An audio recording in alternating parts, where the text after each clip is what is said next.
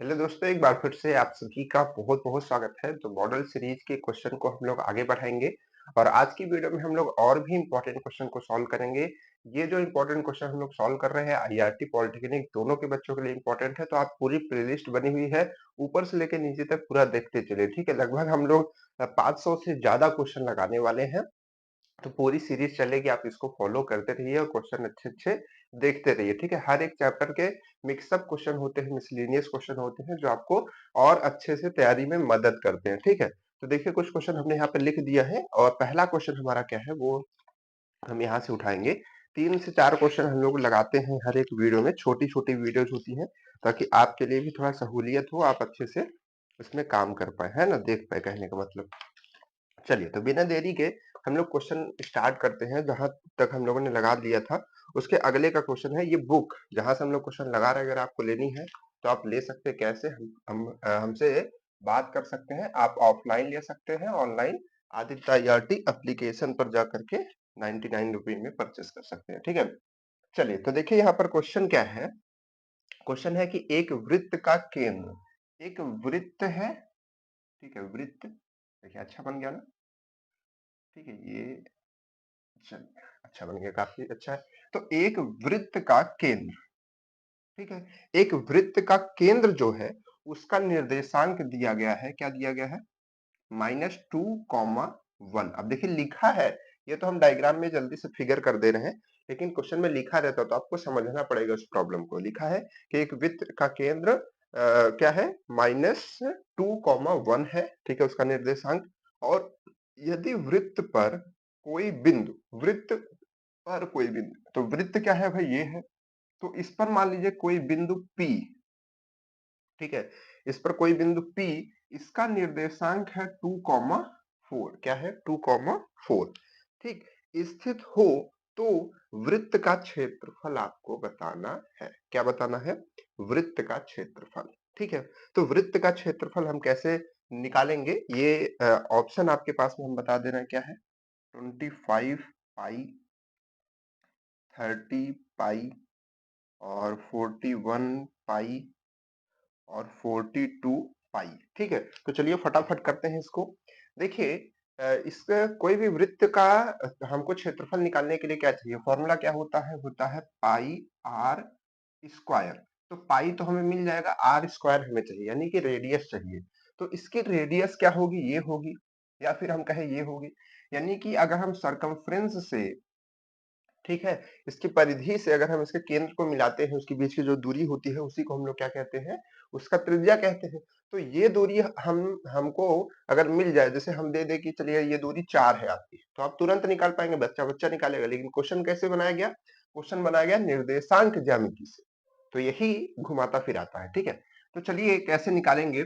तो देखिए निर्देशांक ज्यामिति में आपने एक चीज पढ़ी होगी कि अगर हम एक पॉइंट से दूसरे पॉइंट तक के बीच की दूरी निकालना चाहते हैं, जैसे अगर हम ए और बी निकालना चाहते हैं, तो उसके लिए फॉर्मूला होता था, अगर हम ए बी निकालना चाहेंगे तो क्या होता था? Under root x2 minus x1 का whole square plus y2 minus y1 का होल स्क्वायर। ये आपको फॉर्मूला याद होगा, है ना? आपने क्लास 10th में पढ़ा होगा, चैप्टर नंबर 7-8 में करके कोऑर्डिनेट ज्योमेट्री का एक चैप्टर था, ठीक है?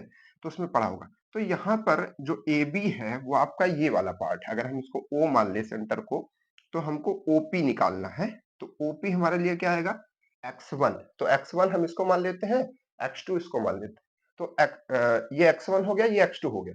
तो पहले क्या लिखना है? x2। तो x2 क्या है? 2, फिर माइनस, फिर x1। तो x1 माइनस में है, तो माइनस में उसको करके ब्रैकेट में रखेंगे। समझ पा रहे हैं ना बात को? इसका होल स्क्वायर, फिर प्लस y2। y2 क्या है? 4 है यहाँ पे, है ना? फिर माइनस ये हमारा y1। ये x1 x होता है, ये y होता है, ये x होता है, ये y होता है।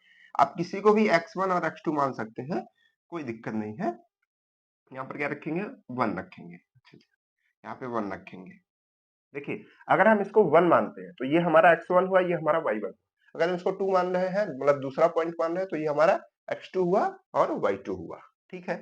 चलिए अब इसको सॉल्व कर लेते हैं, बहुत सिंपल है। OP बराबर क्या आ जाएगा हमारा? थोड़ा इंक अभी इसमें डालना पड़ेगा। ये देखिए ये माइनस माइनस करके क्या हो जाएगा प्लस, ये हो जाएगा 4, 4 का स्क्वायर कितना होता है 16। ये देखिए घट के 3 हो जाएगा, 3 का स्क्वायर कितना होता है 9। और अगर इन दोनों को आप जोड़ दे तो ये आ जाएगा आपका 25। अगर इसको बाहर निकालेंगे तो आएगा 5। तो ओपी बराबर 5 आ रहा है, 5 यूनिट, क्योंकि यहाँ पर मीटर सेंटीमीटर नहीं दिया है तो हम यूनिट मान लेंगे, ठीक है। तो 5 यूनिट इसका आ रहा है। अब बताइए क्षेत्रफल कितना आएगा, पाई और 5 आर की जगह 5 रखना है तो 25 है ना, पाई और 25, या फिर आप है 25 पाई, है ना। अब इसमें ऐसा भी हो सकता है कि ऑप्शन यहाँ पर ऐसा हो, ये तो सही हो गया, लेकिन कभी ऐसा हो सकता है कि पाई का मान है ना रखने के बाद ऑप्शन दिया हो। तो अगर इस तरीके से दिया तो ऐसे ही रख दीजिए, और नहीं है तो पहले आप सॉल्व कर लीजिए। और जब भी आप स्टेप कर रहे हो आप इसको जरूर देखें, है ना। ऐसा नहीं कि आप यहाँ पर कर लिए फिर लगे हैं करते जा रहे हैं मल्टीप्लाई, फिर बाद में देखा तो ऑप्शन यही था। तो इतना आगे भी नहीं कर लेना है, ऑप्शन को देख करके करना है, बहुत आगे भागने की जरूरत नहीं है, ठीक है। क्लियर है, इस तरीके के क्वेश्चन एग्जाम में आपके आए हुए हैं, नोट कीजिए थोड़ा सा इसको, मतलब स्क्रीनशॉट वगैरह कीजिए जो आपको करना है। मैं इसमें थोड़ा सा इंक डाल देता हूँ, एक मिनट में। एक सेकंड। देखिए ये इंक जो है ना कम हो जाती है तो मजा नहीं आती है ना। दूसरी चीज आपको समझ नहीं आता है, दिखता नहीं है। तीसरी चीज मार्कर जो है स्लिप नहीं करता, अच्छे से भागता नहीं।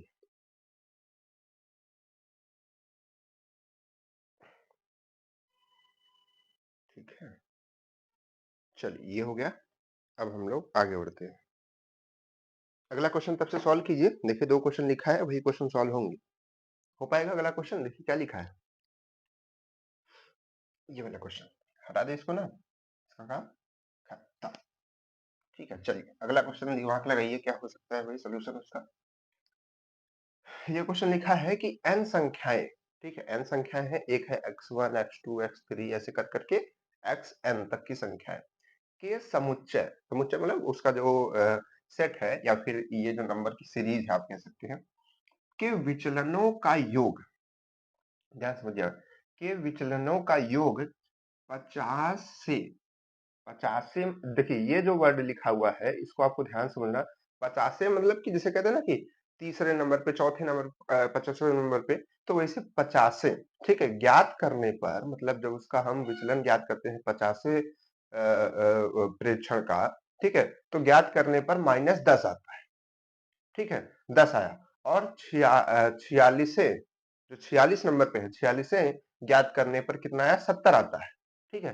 तो n और माध्य का मान आपको बताना है, n का भी मान बताना है, मतलब कितने पूरे संख्याएं थी और उनका माध्य क्या था, ये आपको बताना है, ठीक है।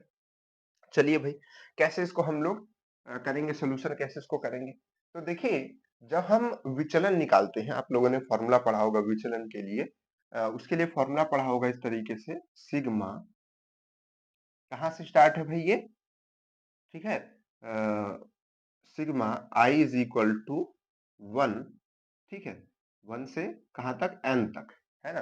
मतलब ये नंबर हमारी वही है, ये सीरीज चलेगी ना।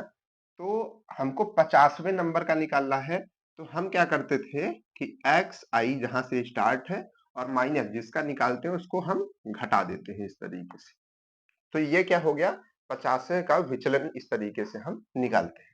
तो ये किसके बराबर दिया है, -10 के बराबर। बुक में यहाँ पर ये 10 है, मिस्टेक हुआ है टाइपिंग में, तो वहां पर आप -10 कर लीजिएगा, ठीक है। ठीक, चलिए तो ये -10 आपका है, क्लियर। तो -10 आ गया ये 50वें नंबर का। उसी तरीके से 46 नंबर का क्या है, तो 46 नंबर का आप कैसे निकालें, जैसे इसका निकाले थे ना वैसे इसका, कहाँ से स्टार्ट है 1 से कहाँ तक जाएगा n तक जाएगा, है ना। और किस नंबर का निकालना है, 46 को घटाएंगे, यहाँ पे आ जाएगा आपका 70, क्लियर। अब देखिए ये दो इक्वेशन हमारे पास में बन गई, अब इनको हमको सॉल्व करना है। तो ये जो दोनों इक्वेशन है हम आपको बताएं, इसको हम कैसे लिख सकते हैं।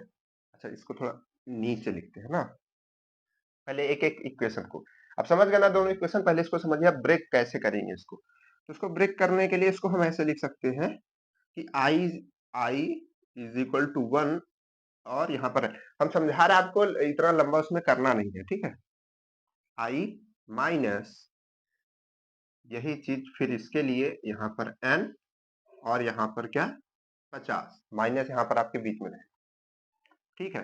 अब उसी तरीके से वो वाला भी लिख सकते हैं जो 46 वाला था, ठीक है। तो 46 वाला भी लिखेंगे तो कैसे वो भी बनेगा, वो भी बनेगा i इज इक्वल टू 1, यहाँ पर n तक जाएगा एक्स आई, और उसमें क्या था, उसमें भी माइनस ही रहेगा क्योंकि माइनस में तो फॉर्मूले में ही है। तो यहाँ पर i is equal to n, यहाँ पर आपका 46, ठीक है, और इज इक्वल टू क्या था वो 70। बात समझ पाए आप। अब ये दो इक्वेशन बन गई। अब हम क्या करते हैं, इस इक्वेशन को इसमें से घटा देते हैं। तो अगर घटाएंगे तो ये माइनस और ये माइनस वाला प्लस हो जाएगा और यहाँ पर माइनस हो जाएगा, है ना।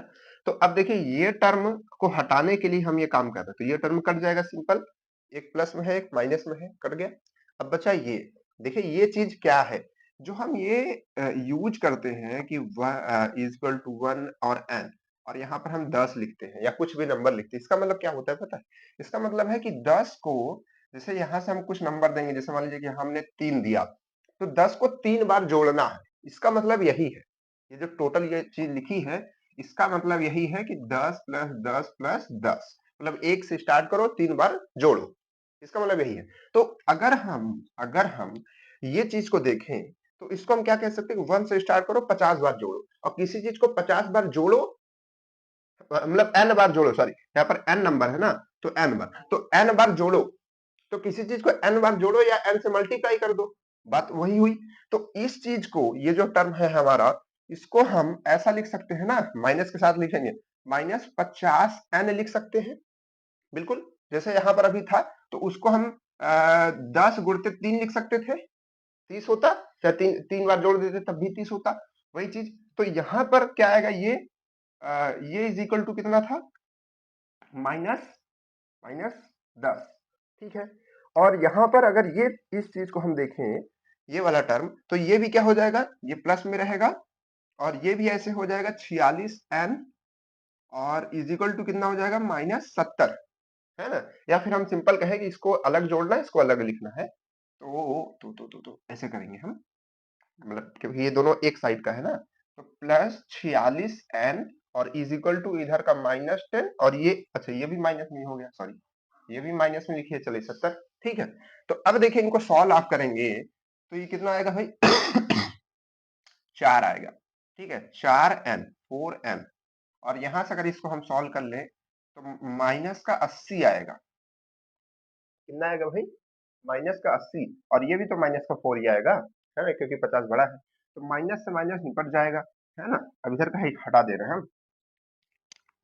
अब यहाँ से क्या आएगा, n बराबर बताइए सभी लोग, तो 20 आएगा कि नहीं आएगा, तो n बराबर तो 20 आ गया, n का मान हमसे पूछा था, n का मान हमने निकाल लिया 20। तो एक ऑप्शन ये, एक ऑप्शन ये, एक ऑप्शन ये, तो ये ऑप्शन तो कट गया। अब बचे ये और नन ऑफ दीज, तो अब इन दोनों में से कोई आ सकता है, ठीक है। चलिए अब हमको निकालना है माध्य, क्या निकालना है, माध्य निकालना। तो माध्य निकालने के लिए हमको चाहिए सभी जो हमारे पास प्रेक्षण है उनका योग, और जितने उसकी नंबर है, तो कितनी नंबर है वो तो पता चलेगा 20, अब उनका योग चाहिए। तो उसके लिए जो अभी हम लोगों ने इक्वेशन लिखी थी वहीं से हम काम अपना कर सकते हैं। क्या लिखा था हम लोगों ने, हमने लिखा था i इज इक्वल टू 1 और n X I plus, sorry यहाँ पर x is equal to n 50 is equal to minus, ये इक्वेशन एक हमने लिखी थी, चाहे इससे निकाल लें चाहे सेकंड वाली इक्वेशन से निकाल लें। तो अब देखिए ये जो टर्म है हमारा, ये टर्म क्या है पता है, ये टर्म है सारे प्रेक्षण का योग जितने भी है n तक, ये, तो इसकी ही वैल्यू हमको निकालनी है, इसकी वैल्यू निकाल लेंगे तो हमारा काम हो जाएगा। सॉरी सॉरी सॉरी, तो इसकी वैल्यू निकालने के लिए क्या करेंगे, इसको एज इट इज रहने देंगे। यहाँ पर हम क्या कर सकते हैं, हमने बताया था, यहाँ पर हम कर सकते हैं 50, मतलब ये किसके बराबर था 50n, और n की वैल्यू हम लोग निकाल चुके हैं, कितना 20। तो अगर हम इसको सॉल्व कर दें तो कितना आ जाएगा, 5 दूनी 10 और डबल जीरो 1000 आ जाएगा, 1000 आ जाएगा। इसको अगर हम उधर भेज दें, उधर, तो क्या आ जाएगा, 1000 प्लस का रहेगा और इधर -10, तो अगर इसको हम घटा दें तो ये क्या हो जाएगा, 990 हो जाएगा क्या, बिल्कुल हो जाएगा, ये 990 के बराबर आ गया, बिल्कुल। अब माध्य हमारा क्या होता है, माध्य हमारा क्या होता है, माध्य को अगर हम निकालें तो ये टर्म हमारा टोटल संख्याओं को जोड़ता है, जितनी भी, यानी कि x से लेकर के n तक की संख्याओं को, ठीक है।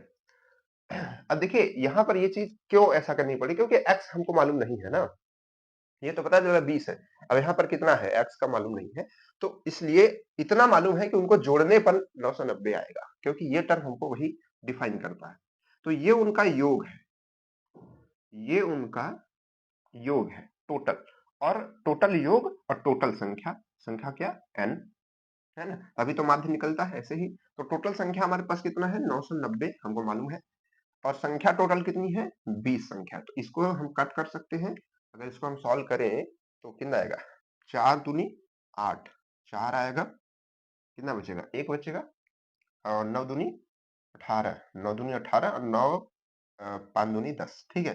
तो टोटल आ जाएगा 49.5, है ना साहब, 50 से आधा कम, है ना। तो जो कि आपके ये इस वाले ऑप्शन में आ रहा है करेक्ट। ओके, ठीक है, समझ पाए बात को। तो अब देखिए इस क्वेश्चन से आपको क्या सीखना है, बहुत ज्यादा परेशान नहीं होना कि यार ये तो क्या था, ये हमको पता नहीं है। बस आप इतना देखिए कि अगर विचलन निकालने के लिए कहेगा कि मतलब कि जो हमारे प्रश्न है उसमें विचलन का 50 में है ना, 10 है, 46 है, 70 है, तो इस तरीके से कहेगा तो हमको सिंपल वही वाला फॉर्मूला लगाना है जो हमने अभी बताया था कि सिग्मा, है ना, एक्स, ये वाला, ठीक है, एक्स आई माइनस 50 में कहेगा तो 50 घटाना है, जो घटाने के लिए कहे वो करना है, ठीक है, क्लियर है। अब देखिए ये लास्ट क्वेश्चन देख लीजिए, फिर उसके बाद जल्दी से हम चलते हैं। देखिए क्या कह रहा है, अल्फा प्लस बीटा बराबर 90, है ना, और कह रहा है कि अल्फा और बीटा का जो वो है रेशियो है, वो कितना है, 2:1।